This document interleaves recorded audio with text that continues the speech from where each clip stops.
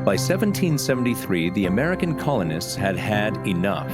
The colonists were being taxed by the British Empire, but the American colonies received no representation in the British Parliament. The Americans were ready to revolt.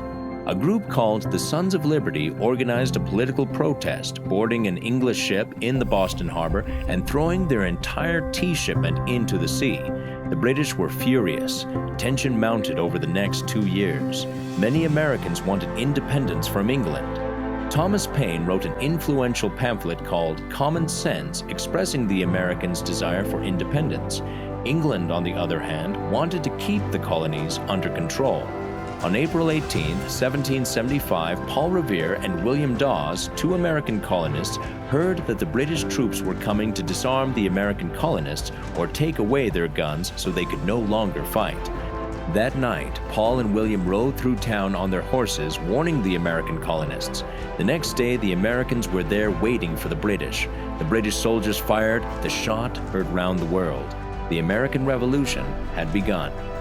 On July 4, 1776, 1 year into the war, Thomas Jefferson wrote a Declaration of Independence for the American rebels, declaring their independence from England and declaring the United States of America its own country. But the conflict was far from over. War was still raging on outside. General George Washington led the American troops in many important battles. On December 25, 1776, General Washington led his American soldiers across the Delaware River in the freezing cold night to make a surprise attack on the British. It was a major victory for the Americans and marked a significant turning point in the war. Later, Washington led his troops to Valley Forge, where they camped during the winter of 1777. It was a cold, hard time for the American troops, but warmer days were on the horizon.